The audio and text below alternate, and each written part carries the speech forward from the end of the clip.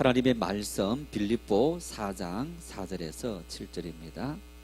빌립보서 4장 4절에서 7절.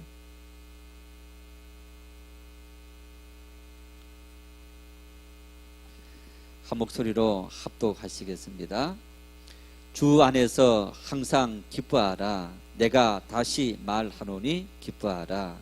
너희 관용을 모든 사람에게 알게 하라. 주께서 가까우시니라. 아무것도 염려하지 말고 다만 모든 일에 기도와 간구로 너희 구할 것을 감사함으로 하나님께 아뢰라. 그리하면 모든 지각에 뛰어난 하나님의 평강이 그리스도 예수 안에서 너희 마음과 생각을 지키시리라. 아멘. 인생을 살아가면서 수많은 사람들이 수많은 사람 수의 만큼이나 다양한 행동과 다양한 마음을 가지고 있습니다. 사람의 숫자만큼이나 어떤 사람의 마음을 색깔로 분류한다면 아마 빨간색이라도 진한 빨간부터 해서 아주 다양한 이제 그러한 색깔들을 우리가 낼 수 있는 만큼의 그만큼이나 사람의 성격이 참 다양합니다. 같이 태어난 쌍둥이도 똑같은 성격이 아닙니다. 다 다릅니다. 수많은 사람들의 이러한 성격, 성향, 또 태도, 이제 이런 것들을 우리가 크게 분류하면요, 두 가지로 분류할 수 있습니다. 그래서 이러한 사람의 성격이 또 마음이 우리 행동을 결정짓는데, 행동을 결정짓는 이러한 두 가지 중요한 관점에서 우리가 보았을 때 긍정적인 가치관을 가지고 있든지 아니면 부정적인 가치관을 갖고 있다. 우리가 크게 이렇게 분류할 수 있는 것. 검은색이다 아니면 빨간색이다. 이렇게 크게 두 부류로 나누어서 사람의 이 마음의 가치관. 여러분, 가치관이라는 얘기는 삶이나 어떤 대상에 대해서 무엇이 좋고 옳고 바람직한가 판단하는 관점인 거예요. 지금 아마 뉴스를 보면 또 뭐 인터넷이라든가 또 텔레비전뿐만 아니고 매스컴을 보면 우리나라 상황 문제 때문에 일본하고 해외 이런 관계 아니고 지금 우리나라 안의 문제 때문에 엄청난 뭐 보도를 받고 있는 인물이 있습니다. 인사청문회 앞두고 있는 조국 법무부 장관 후보자입니다. 하여튼 수많은 이슈들을 만들어내고 모든 국민들의 초점이 거기에 가 있다 할 정도로 그렇게 많은 관심들을 매스컴의 보도들을 집중적으로 받고 있는 거예요. 그런데 보면 어떤 사람은 정말 모든 걸 다 듣고 이 조국 후보자의 절대적인 지지자, 뭐 다 하더라도 불법은 없었다 뭐 하면서 그 시대의 상황이다 하면서 다 긍정적으로 생각하면서 옹호하는 사람들이 있는 반면에 또 한쪽의 사람들은 아니다, 이것은 잘못이다, 사퇴해야 된다 부터 해서 뭐 처음부터 끝까지 반대하는 사람들이 있는 것을 볼 수 있습니다. 찬성하고 반대하는 그런 입장이 무엇에 따라 달라지느냐, 그 각 사람의 가치관에 따라서 달라지는 거예요. 내가 어떤 가치관을 가지고 있느냐, 무엇이 옳고 무엇이 좋고 바람직하냐, 그런 가치관을 가지고 따라서 판단되어지는데, 여러분, 이 가치관이 무조건 옳다 그렇게 말하기도 굉장히 어려운 거예요. 물론 이 가치관을 넘어서서 지금의 상황은 우리가 진영 논리다, 뭐 옳다 그러다 그걸 떠나서 조금이라도 밀리면 안 된다 하면서 무조건 나는 이 편이다 하는 정말 막무가내 식의 어떤 그런 모습을 우리 국민들의 모습 속에서 보일 수 있는데, 정말 이런 모습들은 우리가 바람직하지 않는 그런 모습인 것은 분명한 사실인 것. 자, 어쨌든 우리가 인생을 살아가면서 사람의 마음에 마음의 태도, 자세, 그것에 따라서 우리 행동이 결정되어지는데 수많은 사람들만큼이나 우리나라 5천만 명이다. 5천만의 색깔들을 나눌 수 있는 거예요. 그런데 이것을 크게 두 가지로 나눈다면 우리가 긍정적인 가치관, 사고방식을 가지고 있느냐 아니면 부정적인 사고방식을 가지고 있느냐 이렇게 나눌 수 있는 거예요. 그리스도인, 하나님을 믿는 믿음의 사람은 어떤 가치관, 두 가지 중에서 긍정적인 가치관을 가져야 됩니까? 부정적인 가치관을 가져야 됩니까? 뭡니까? 네, 긍정적인 가치관을 가지고 살아가야 되는 거예요. 여러분, 이 말, 언어, 단어라는 것이 시대에 따라서 없던 단어가 새롭게 만들어집니까? 만들어지지 않습니까? 새로운 신조어가 생깁니까? 생기지 않습니까? 생깁니다. 과거 2000년 전, 3000년 전에 없었던 단어가 지금 계속적으로 새로운 신조어들이 생기는 거예요. 중국에 한번 갔다가 이제 처음에 이렇게 갔을 때 한자로 이렇게 써 있는데 위상 아래하 이런 글자 같은 게 있었어요. 아니 한문을 많이 공부하지 못했지만은 도무지 한 번도 보지 못한 그런 한자인 겁니다. 그래서 선교사님에게 저게 도대체 무슨 한자입니까? 했더니 이제 카드, 이런 카드라는 말이 이제 원래는 영어지 않습니까? 그 영어를 우리는 그대로 해서 카드 읽으면서 외래어가 된 겁니다. 이 외래어를 중국 역시 마찬가지로 이 카드라는 단어를 없던 단어를 새로 만들면서 그런 단어를 만들어낸 신조어이기도 한 겁니다. 이처럼 우리가 새로운 말들이 만들어지는데 하나님의 말씀 속에서 우리가 그리스도인으로서 내가 믿음의 삶을 살아간다. 이 믿음의 삶을 살아가는 믿음이 우리에게 긍정적인 모습을 통해서 나타나야 된다 라는 것은 이 시대 속에서 우리 믿음을 표출하는 방법 중에 한 가지다 이렇게 말할 수 있는 거예요. 자, 긍정적인 것은 뭡니까? 오늘 나의 삶에 닥쳐온 어떤 일이라도 다 수용하는 거예요. 받아들이는 겁니다. 그것을 거부하고 거절하고 원망하는 것이 아니고 그것이 내 탓이든지 아니면 어떤 뜻이 있든지 아니면 내 실수이든지 어떤 원인에 의해서 나에게 다가왔다. 그리고 그 모든 것은 내가 짊어지고 가야 될 인생의 무게이다. 그 마음을 가지고 그것을 수용하고 받아들이는 것.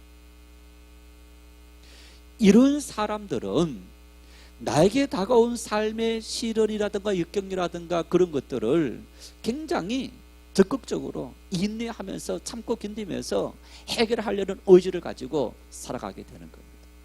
반대로 부정적인 생각을 갖고 있는 사람들은 항상 비판적인 겁니다.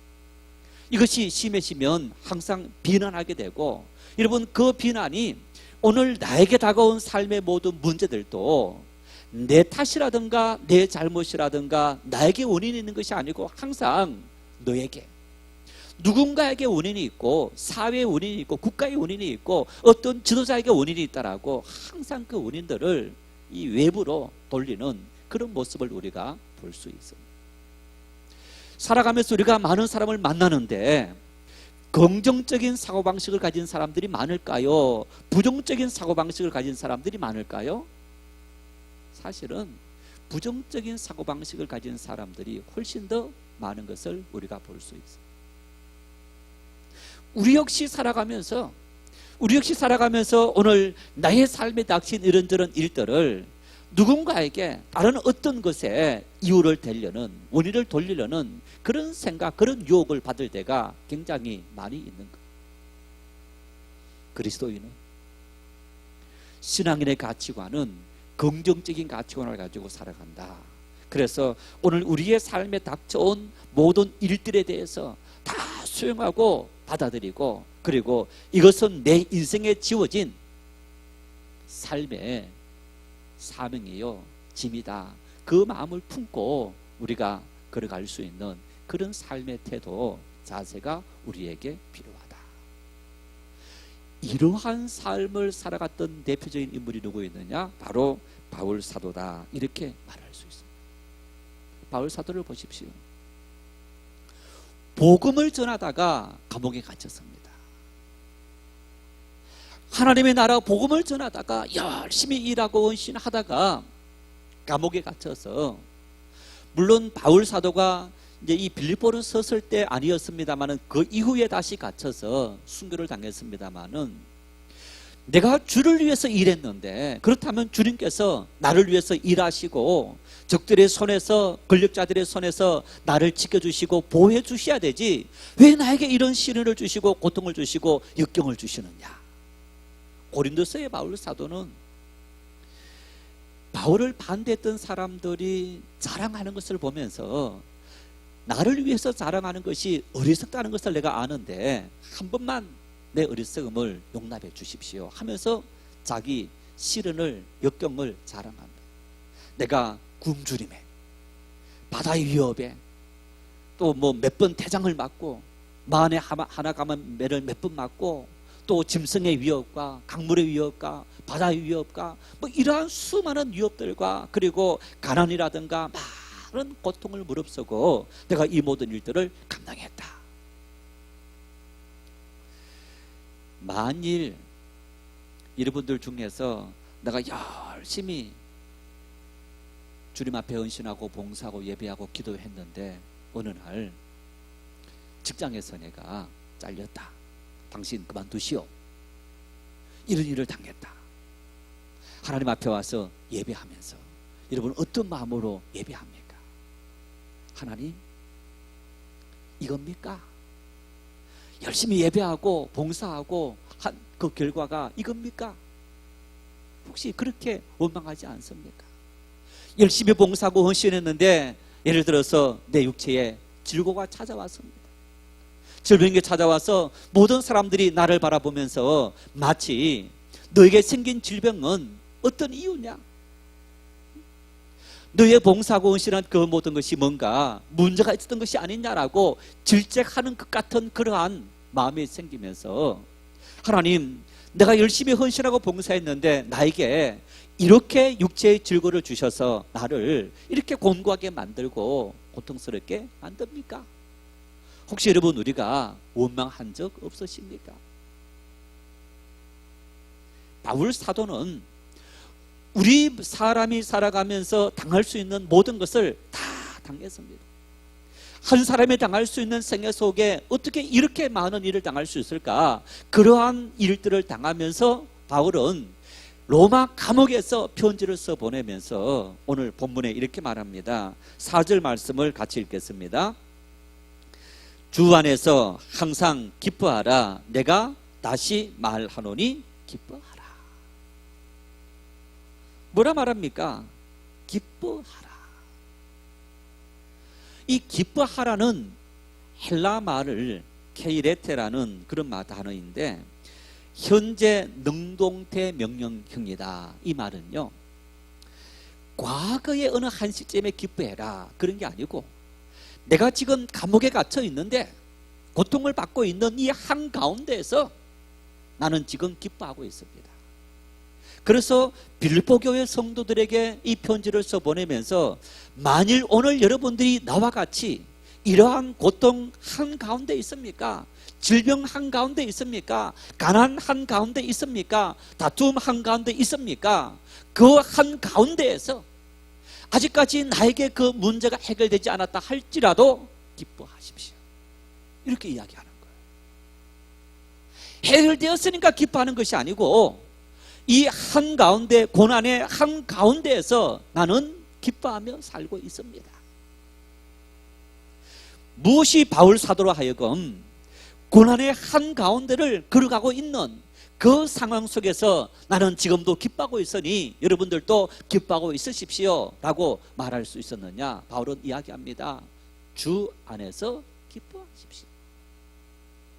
내가 주님과 함께 이 고난의 현장에, 주님과 함께 이 어둠의 현장에, 이 가난의 현장에, 질병의 현장에 내가 함께하고 있기 때문에 나는 주님께 내 모든 것을 다 맡겨버립니다. 이 말 속에는 만일 주님께서 나와 함께하지 않는다면 기뻐할 수 없다라는 의미이기도 하겠죠.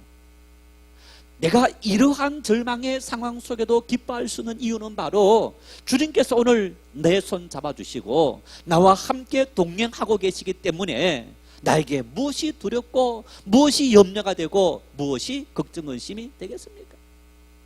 나는 아무런 문제가 될 것이 없습니다. 주님 손잡고 계시는 그 손 다 맡겨드리고 내가 하나님 앞에 온전히 모든 것을 의지합니다. 여러분, 꼬맹이가 3살짜리 4살짜리 아이들이 무서운 개가 아니면 사람이 나타났다, 어디 숨습니까? 어디 가서 숨습니까? 엄마나 아빠 뒤에 가서 숨는 거예요. 어린 꼬맹이에게는 엄마 아빠가 세상에서 가장 힘있고 능력 있는 존재이기 때문에 어린 아이와 같지 아니하면 하나님의 나라에 합당하지 않다. 무슨 얘기입니까? 하나님을 신뢰하고 의지하는 것 속에는 어린 아이와 같이 순수한 마음, 내가 이 고난의 현장에 있다 할지라도 전능하신 나의 하나님께서 나와 함께 하시기 때문에 나는 절망하지 않고 좌절하지 않고 부정적으로 인생을 바라보지 않고 기쁨으로 걸어가는 믿음의 사람 되어서 걸어가고 있습니다. 여러분, 그런데 바울 사도는 기뻐하라 이 말씀만 하신 게 아닙니다. 5절 말씀에 이렇게 말합니다. 5절 말씀 같이 읽겠습니다. 너희 관용을 모든 사람에게 알게 하라. 주께서 가까우시니라. 이 말이 어떤 의미일까요? 4절 말씀에 주 안에서 기뻐해라 이 말은 삶의 문제가 다가왔을 때 너 삶에, 너 마음속에 너 자신은 이런 태도를 견지해라, 우리 자신에 대한 이야기인 겁니다. 그런데 5절 이 말씀, 너희 관용을 모든 사람에게 알게 해라, 이 관용이라는 말은 나에게 관련된 말이 아니고 누구와 관련된 말입니까? 상대방과 관련된 말, 너와 관련된 말인 거예요.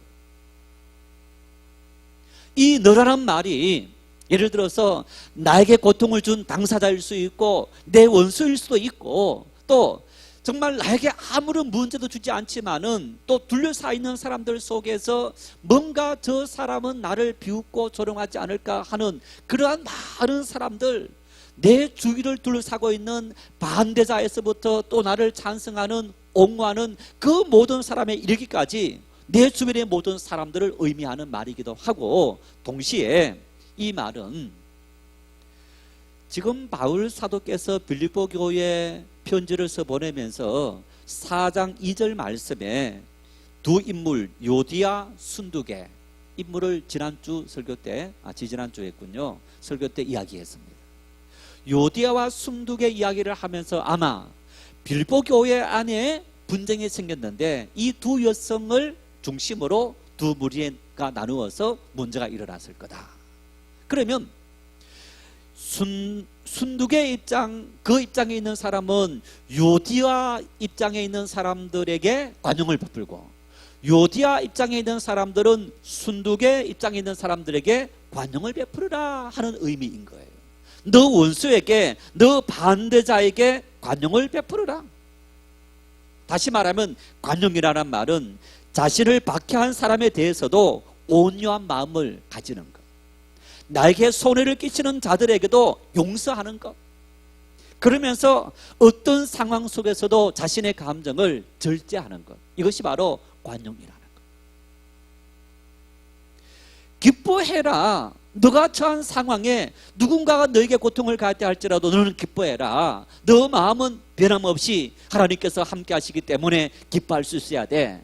뿐만 아니라 상대방에 대해서도, 너에게 고통을 가져다주는 상대방에 대해서도 너는 관용의 마음을 가지고 그를 용서하는 마음을 가지고 살아가라 하는 권면을 하고 있는 거예요. 원수에 대해서도, 너에게 삶의 고통을 주는 원수에 대해서도 너는 관용해라.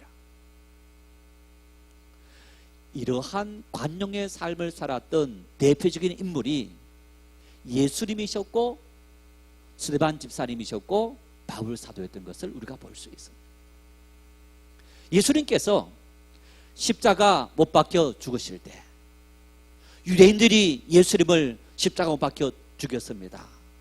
예수님께서 십자가 못 박혀 죽으시기 전에 예수님께서 남긴 유언의 말씀이 어떤 말씀입니까? 아버지요, 저들을 용서해 주십시오. 예수님을 죽이라고, 예수님을 십자가 못 박혀 죽이라고 외쳤던 무리들을 향해서 저들의 죄를 저들에게 돌리지 마시고 저들을 용서해 주십시오. 지금 자기를 못 박아 죽이고 있는 그 원수를 예수님께서 용서해 달라는 얘기는 예수님의 관용의 정신을 우리가 볼 수 있는 거예요. 스데반 집사님 역시 마찬가지입니다. 사도행전 6장 7장에 보면 7장 59절 60절에 이런 말씀이 있습니다. 그들이 돌로 스데반을 치니 스데반이 부르짖어 이르되 주 예수여 내 영혼을 받으시옵소서 하고 무릎을 꿇고 크게 불러 이르되 주여 이 죄를 그들에게 돌리지 마옵소서 이 말을 하고 자니라. 스데반이 초대교회 7집사 중에서 한 집사로 선택되었습니다. 성령이 충만했습니다. 구제하는 일들을 하다가 나아가서 복음을 전합니다. 예수님은 하나님의 아들이시고 우리의 구세주이시다. 그 복음을 전하자 유대인들이 분노했습니다. 제가 하나님의 이름을 감히 망령되이 일컫는다 하면서 하나님의 율법을 어긴 사람은 돌로 쳐 죽여야 된다 하면서 스데반 집사님을 돌로 쳐 죽이는 거예요. 자기에게 돌을 던지는 그 사람들을 향해서 스데반 집사님은 저들의 죄를 저들에게 돌리지 마시고 저들을 용서해 달라는 거예요. 원수를 향해서 용서해 달라고. 이것이 바로 관용의 정신인 겁니다. 바울 사도는 빌립보 교회 성도들에게, 분쟁 속에 있는 성도들에게 예수님께서 말씀하셨고 믿음의 사람들이 걸어갔던 그 정신이 바로 기뻐하는, 자기를 긍정적으로 놓고 살아가는 삶의 태도뿐 아니라 상대방에 대해서도 긍정적으로 관용의 정신으로 용서하는 그 마음을 품고 살아가는 것이 그리스도인의 삶의 모습이야. 이런 이야기를 하고 있는 것을 볼 수 있어요. 어쩌면 구약 율법의 말씀과는 너무너무 상반된 말씀인 거예요. 구약 율법은요, 만일 내가 이제 누군가의 손가락을 이렇게 잘랐다 그러면 손가락을 잘라야 되는 거예요. 눈을 이렇게 다치게 했다, 내가 눈을 다쳐야 되는 거예요. 상대방에게 위해를 가한 만큼 나에게 어떤 책임이 오는, 이게 구약 율법의 말씀이었다면 예수님의 신약의 가르치면, 율법을 완성시켰던 그 가르치면 하나님을 사랑하고 내 이웃을 내 몸처럼 사랑해라. 여러분, 이 사랑의 정신 중에서 아주 중요한 정신이 바로 관용이라는 얘기입니다. 사랑은 내 원수조차도 용서해 주는 것, 그 원수조차도 내가 용서해 주면서 내 마음속으로 그에게 갖고 싶은 그 어떤 분노의 마음을 절제하는 능력, 그 능력을 가져야 한다라고 오늘 바울 사도는 빌립보 교회 성도들에게 권면하고 있는 이 말씀을 우리가 볼 수 있는 것. 정말 어려운 일입니다. 이렇게 산다는 것이 얼마나 힘들겠습니까? 바울 사도는 왜 우리가 관용의 정신을 가지고 살아가야 되느냐, 그 이유를 이렇게 말씀했습니다. 주께서 가까우시니라. 주께서 가까우시니라. 물론 이 말씀은 당시 바울 사도는 이제 임박한 종말 사상, 자기의 시대에 예수님께서 다시 재림할 거다 하는 그러한 임박한 재림 종말 사상을 가지고 복음을 열심히 전했어요. 그래서 때를 얻든지 못 얻든지 나는 장가가지 않고 가정 때문에 복음을 전하는 일들에 장애가 되지 않도록 하기 위해서 결혼도 하지 않고 나는 복음 전하는 일에 열심을 다한다. 왜? 내가 살아있는 생전에 예수님께서 재림하심으로 이 땅에 죽어가는 많은 영혼들, 그들을 속히 살려야 되니까 내가 빨리 다니면서 복음을 전해야지. 그래서 바울 사도는 이곳에 복음을 전하면 어느 정도 뿌리를 내리면 또 다른 것으로 옮겨가면서 열심히 복음을 전하는 사역을 감당했던 것을 우리가 볼 수 있습니다. 여러분, 그런데 우주적인 종말로 예수님께서 재림하지 않는다 할지라도, 아니 그 재림이 바울 사도가 처음에 가졌던 것처럼 임박하지 않는다 할지라도 반대로 우리 개인의 종말이 있습니다. 우리 개인의 죽음이 개인의 종말인데 그 종말이 우리는 언제일지 아무도 알지 못하는 겁니다. 그리고 우리가 죽음 이후에 주님 나라 가는 것은 당연한 일이고, 다시 말하면 이 말은 이런 얘기입니다. 너희 관용을 다른 사람들에게 보여주라. 주께서 가까우니라.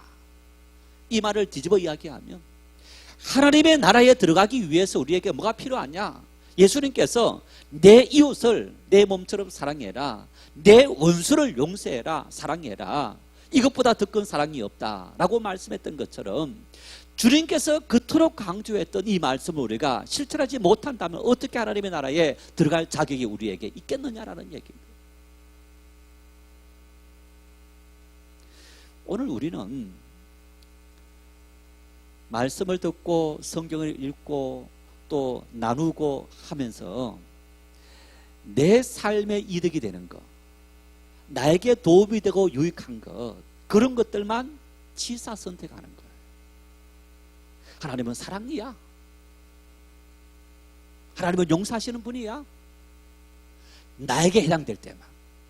반대로 내가 누군가를 용서해야 될 때, 사랑해야 될 그때에는 그런 말씀들을 도입하지 않는 거예요.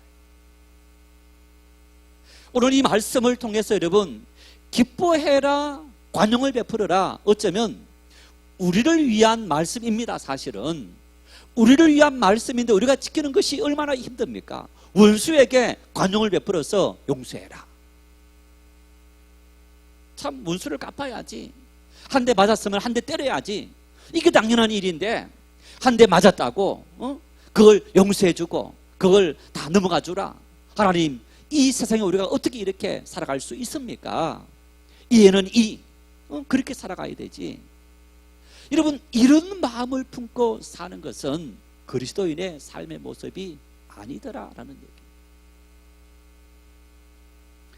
일본과의 문제가 지금 요즘 와서는 조금 이제 아직 해결된 건 하나도 없지만은 초기에 막 올라갔던 그 어떤 이 강경 노선들, 우리나라도 그렇고 일본도 그렇고 이제 강경으로 쫙 올라갔다가 이제 서로가 이렇게 이제 재는 그런 상태에 있습니다.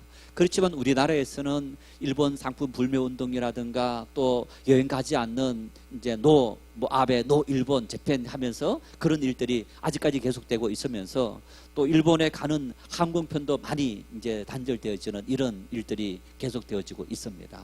여러분, 강대강으로 와서 끝까지 가서 저놈들 끝까지 우리는 밟을 거야, 이렇게 갈 겁니까? 그리스도인들은 평화를 만드는 사람이다. 일본의 잘못을 용납해 준다, 이런 의미가 아닙니다. 일본이 잘못 안 했다, 그런 얘기 아닙니다. 그리스도인들이 있는 곳에는 어떤 문제가 생겼을 때 그 문제를 활활 타오르고 있는데 기름을 얹어서 더 막 타올라서 다 파괴되도록 만드는 것이 그리스도인들이 아니고, 불이 활활 타오르면 그것을 끄기 위해서 노력하는 사람이 바로 그리스도인들. 그래서 우리 그리스도인들은 평화를 만드는 사람들이다, 그렇게 말합니다. 우리는 이 땅의 감정보다도 하나님의 나라 백성이라는 그 사실을 우리는 잊지 말아야 되는 겁니다.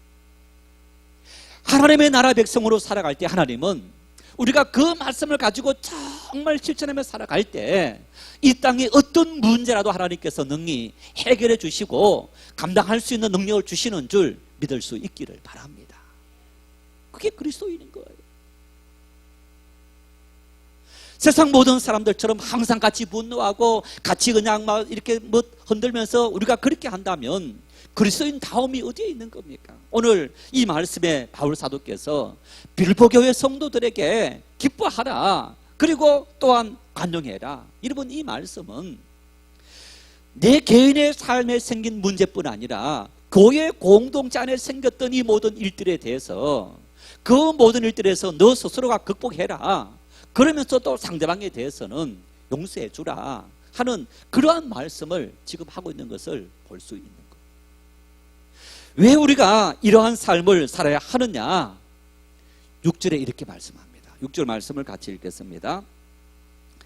아무것도 염려하지 말고 다만 모든 일에 기도와 간구로 너희 구할 것을 감사함으로 하나님께 아뢰라. 왜 바울사도가 이렇게 하라 한 것일까? 또 왜 바울사도가 우리로 하여금 기뻐하고 관용을 베풀며 살아갈 수 있는 능력의 사람이 되도록 요청했을까? 또 어떻게 하면 우리가 이러한 삶을 살아갈 수 있을까? 바울사도는 우리가 관용하고 기뻐하며 살아갈 수 있는 원동력이 뭐냐? 오늘 또 살아계셔서 우리의 모든 기도를 들으시는 하나님 앞에 기도할 수 있는 특권이 우리에게 주어져 있기 때문이다 라고 이야기하는 거예요. 다시 말하면 내 모든 사정을 아시고 내가 억울한 일을 당했을 때 내가 억울한 일을 당했지만은 그 억울한 일을 덤덩이를 다 쓰면서 상대방을 용서해주는 비난은 내가 다 뒤집어쓴다 할지라도 내가 주님의 사랑으로 용서해줘야지. 이 위대한 용서와 관용의 마음을 실천할 때 누가 일한다는 겁니까? 하나님께서 우리를 위해서 일하신다. 그 하나님이 있다는 거예요. 너가 갚지 않아도 너가 당하는 모든 고통에 대해서 하나님께서 대신 갚아주리라. 하나님께서 나를 위해서 일하시도록, 하나님께서 나를 위해서 움직이시도록, 하나님께서 나를 위해서 역사하시도록 만드는 일이 뭐냐? 기뻐하고 관용의 정신을 가지고 하나님 앞에 맡길 때 하나님께서 우리를 위해서 일하시고 우리를 위해서 하나님은 놀라운 일을 이루어 주신다. 이렇게 이야기하고 있는 것을 우리가 볼 수 있는 거예요. 기도와 간구로 이렇게 말하죠. 기도와 간구로. 이제 기도나 간구나 똑같은 말인 것 같죠. 이제 하나님 앞에 아랜다는 의미로서는 똑같은 의미가 있습니다. 그런데 여러분, 기도라는 말은 하나님과 대화, 하나님과 대화하는 것, 하나님 앞에 우리가 있는 것을 뭔가를 구하는 것, 하나님께 하나님 이것도 들어주시고 저것도 들어주시고 이렇게 대화하면서 구하는 것을 기도라 한다면, 간구하는 것은 어떤 일정한 요구 조건을 들어서 하나님 내가 이렇게 할 테니까 하나님께서 이 기도 들어주십시오. 하나님 이 기도 들어주시면 내가 이렇게 하겠습니다. 구약시대에 서원 기도가 있습니다. 이 서원 기도와 비슷한 의미가 바로 간구다. 그래서 여러분, 우리가 하나님 앞에 기도하고 간구합니다. 어떤 문제 직면했을 때 하나님 이 문제 해결해 주시면 내가 이것을 하나님 앞에 어떻게 하겠습니다. 여러분, 우리 이제 법률 변호사들한테 어떤 일을 맡길 때도 이제 그렇게 한다고 하지 않습니까? 이제 어떤 문제를 할 때 변호사 수임료가 정해져 있습니다. 뭐 예를 들어서 몇백만 원부터 몇천만 원까지 뭐 억까지 있다는 거예요. 그래서 이제 얼마 주고 이 문제 해결해 주시오. 이렇게 이제 수임하는 게 있고, 또 어떤 것들은 자 이제 돈이 달려 있는 그런 어떤 문제, 이 돈을 받아내 주면 이 돈 중에서 일부를 당신에게 주겠습니다. 이렇게 계약을 맺는 경우들도 있다는 거예요. 예를 들어 10억쯤 된다. 그러면 당신이 이게 해결해 주면 내가 절반 50% 5억을 주겠습니다. 그러면 변호사가 그 문제 해결하기 위해서 열심히 하겠죠. 이제 이게 우리가 비유를 든다면 일반적으로 수임하는 이런 관계들은 기도라면 바로 이 조건을 내걸고 하는 것을 간구다. 하나님과 우리 사이에 기도와 간구도 이렇게 나눌 수가 있더라는 얘기입니다. 그래서 여러분, 우리가 살아가면서 하나님 앞에 기도 생활을 하는데 그저 내 마음에 소원이 있습니다, 이런 뜻이 있습니다, 계획이 있습니다, 하나님 응답해 주십시오 하는 기도도 있지만은, 어떤 기도는 정말 사생결단적으로 기도하면서 하나님 이 기도 정말 들어주시면 내가 이렇게 헌신하고 또 이렇게 하겠습니다. 뭐 어떤 분들은 뭐 우리 자녀를, 아이가 어렸을 때 아이가 굉장히 참 질병 때문에 힘든 상황이다. 하나님 살려주시면 하나님께 바치겠습니다. 이 바친다는 얘기는 이제 목회자, 성직자 만들겠다 하는 의미.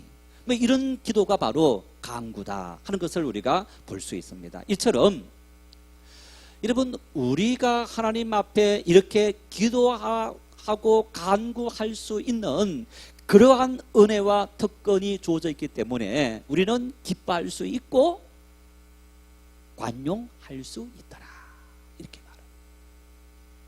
그러면 기뻐하고 관용하는 사람이 하나님 앞에 기도와 간구를 올리는데 어떤 마음의 태도를 가지고 올리느냐? 감사함으로 하나님께 아뢰라, 이렇게 말합니다. 감사함으로 하나님께 아뢰는다, 이 말이 무슨 얘기입니까? 하나님 앞에 우리가 감사함으로 기도한다. 여러분, 감사가 배제된 것들은 염려와 원망에 지나지 않는다. 그래서 감사함으로 하나님께 아뢰라는 얘기는요, 하나님의 뜻에 절대적으로 순종하겠습니다 하는 의미가 있습니다. 그 얘기는 우리가 조건을 놓고 기도하는 간구라든가 또 내 마음의 소망을 일방적으로 아뢰는 기도라든가 이런 기도 속에 기도를 하면서 나는 A를 원했는데, 나는 내 아이가 이 회사에, 이 학교에 합격하기를 원했는데 떨어진 거예요. 하나님의 뜻입니까? 아닙니까? 감사함으로 기도하라는 얘기는요, 떨어지더라도 하나님의 뜻입니다. 순종하라는 얘기. 이 순종이 없는, 이런 감사가 없는 기도와 간구는 올바른 우리의 기도 모습이 아니다. 이러한 모습이 없기 때문에 우리의 삶에 기쁨이 없고 관용의 정신이 사라진다는 거예요. 우리는 기도하고 하나님의 응답에 대해서는 관심조차 없어요. 마치 하나님을 내 모든 문제를 해결하는 해결사 취급하는 거예요. 해결사 취급하는 것이 아니고 하나님 앞에 내 모든 문제를 맡기는 겁니다. 맡기는 그 순간부터 어떻게 인도해 주시든지, 어떻게 인도해 주시든 하나님의 손에 맡겨드리는 것. 대표적으로 여러분, 다윗이 밧세바라는 여인을 우리아의 아내였죠. 이제 이렇게 불의한 방법으로 취했습니다. 이 여인이 임신했어요. 그래서 그 자기 범죄를 숨기기 위해서 우리아를 전쟁터에 가서 앞에 세워서 죽게 했습니다. 그리고 때가 돼서 밧세바가 아이를 출산했습니다. 아이가 태어났는데 아이가 죽게 생겼습니다. 다윗 왕이 어쨌든 아버지이니까 이 아이가 회복하기 위해서, 건강을 찾기 위해서 밥을 먹지 않고 하나님 앞에 기도하고 있는 거예요.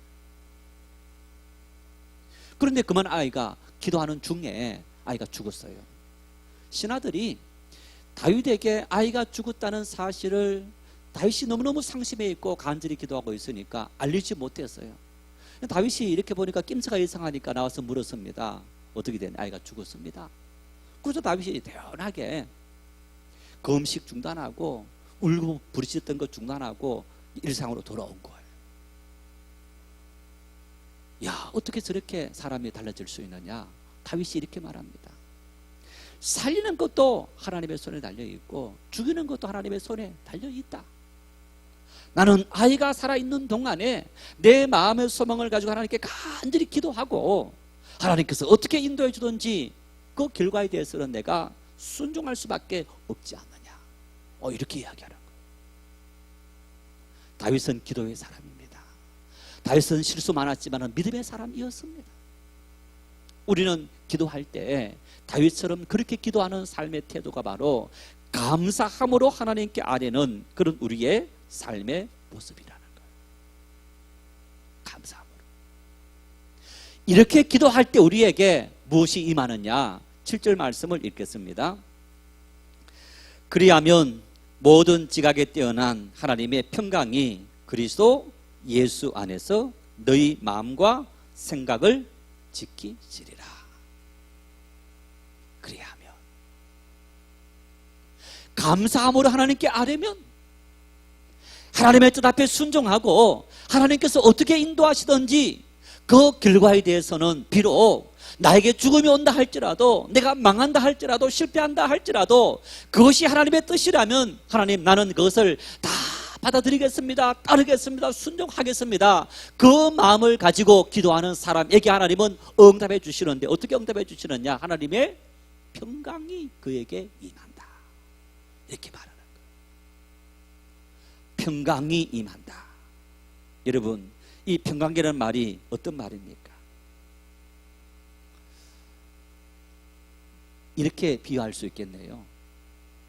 우리 태풍의 핵, 태풍의 눈, 태풍이 일으면 태풍의 어떤 해오리 바람이 이제 핵에서부터 이 반경이 수십 킬로에서 수백 킬로까지 되는 겁니다. 그러면 태풍이 지나가면서 지금 여러분 바하마, 이 남미 쪽에, 이 중남미 쪽에 바하마라는 나라에는 허리케인이 지나가면서 한 도시가 완전히 물에 잠겼습니다. 폐허가 되어버렸습니다. 미국의 텍사스라든가 이런 데 간혹 허리케인이 지나가면서, 그 태풍이 지나가면서 모든 것을 폐허로 만들어버리는 그런 사건들을 우리가 종종 봅니다. 우리 태풍이 지나가더라도 뭐 배가 뒤집어지고 나무가 뿌리째 뽑히기도 하고 차가 뒤집어지기도 하고 이런 일이 생기지 않습니까? 그런데 이 태풍의 핵, 보통 태풍이 일면 한 10km, 반경 10km 안에는 바람도 전혀 일지 않고 고요하다는 거예요. 이제 그 안에 들어갈 수 없지만은 그 안에 있으면 전혀 이런 해오리 같은 태풍 영향을 입지 않는다라고 이야기하는 거예요. 평강이라는 말은 그런 의미가 있습니다. 내가 살아가는 내 주변이 해오리 바람처럼 일고 있는 거예요. 이런 해오리 바람이 일면서 우리의 삶을 고통스럽게 만든다 할지라도 하나님의 평강이 함께하는 사람은 그 모든 것을 바라보면서 평안 누릴 수 있고 감사할 수 있고 다 받아들일 수 있는 그런 여유, 그 마음을 우리에게 허락해 주신다는 거예요. 여러분, 그러면 보십시오. 가난이 찾아왔습니다. 질병이 찾아왔습니다. 외적으로 찾아온 거예요. 내 몸에 고통이 왔습니다. 내 삶에 어려움이 찾아온 겁니다. 그런데 내 마음속에는 물질의 가난 때문에, 육체의 질병 때문에 전혀 흔들림이 없는 거예요. 요동치 않는 거예요. 아무리 그것들이 나를 흔든다 할지라도 내 삶에 아무런 문제가 일어나지 않더라. 이게 하나님께서 우리에게 주시는 기도 응답의 최고의 축복의 비결이다, 이렇게 말할 수 있는 거예요. 우리는 하나님 가난합니다. 내 가난한 손길에 하나님께서 풍족히 채워주셔서 모든 문제 해결해 주십시오. 육체가 병들었습니다. 하나님 깨끗하게 안수해 주시고 치료해 주십시오. 여러분, 맞습니다. 그렇게 기도해야 됩니다. 그러나 1차적으로 하나님, 이 가난 속에, 이 실패 속에, 이 질병 속에 내가 결코 요동하지 않는 하나님의 평강이 내 심령 속에 임하도록 은혜를 주십시오. 이거 우리가 가장 먼저 기도하고 또 하나님 주시는 응답의 1차적인 응답이다, 이 사실을 우리는 믿을 수 있어야 하는 거예요. 깊이 뿌리 박힌 나무는, 아무리 그 나무가 크다 할지라도 깊이 뿌리 박힌 나무는 결코 뽑히지 않고 무너지지 않습니다. 하나님의 평강이 우리 가운데 깊이 우리를 어거하면 우리의 삶의 주변이 어떤 요동이 친다 할지라도 그것이 우리의 삶을 흔들 수 없고 문제될 것이 아무것도 없더라. 그 은혜 속에서 가난 중에, 질병 중에, 실패 중에, 좌절 중에, 여러 가지 약함 중에 기쁨으로 걸어가는 겁니다. 그렇게 걸어가면 다시 우리에게 수많은 기회들이 주어지고 우리의 삶을 회복시키고 우리의 삶에 하나님의 은혜가 임하도록 만들어주는 그런 은혜를 우리가 누릴 수 있더라. 신앙의 가장 중요한 원리, 이 원리를 오늘 바울 사도는 4절, 5절, 6절, 7절 짧은 4절을 통해서 너무너무 우리에게 상세하게 구체적으로 가르쳐주는 것을 볼 수 있습니다. 정리하자면 우리에게 개인적인 또 너와의 관계성 속에, 사회의 관계성 속에 문제가 찾아왔습니다. 그 문제가 찾아왔을 때 먼저 너 스스로 흔들리지 말고 기뻐하십시오. 관계성 속에서 그리스도인답게 관용을 베푸십시오. 그러면서 이 모든 문제를 가지고 하나님 앞에 기도하십시오. 감사함으로 기도하는데 왜 하나님 앞에 다 맡기는 순종의 기도를 드리십시오. 그러면 하나님은 평강으로 우리의 마음을 어루만져 주시고 이 세파를 능히 감당하고 이길 수 있는 은혜를 우리에게 부어주실 겁니다. 오늘 본문은 우리에게 이 사실을 말씀해 주고 있습니다. 여러분, 이 말씀 잊지 마시고, 다 외우지 못하지만은 이 말씀 기뻐하라, 관용을 베풀라, 감사함으로 기도하라, 하나님의 평강이 임하리라. 아마 요 단어들만 생각하더라도 충분히 우리가 이 말씀을 삶에 능히 실천할 수 있을 겁니다. 그래서 우리의 삶에 하나님의 기쁨이 임하고 또 어떤 환경 속에도 긍정적인 마인드를 가지고 가치관을 가지고 걸어갈 수 있는 그런 믿음의 사람들이 다 될 수 있기를 바랍니다.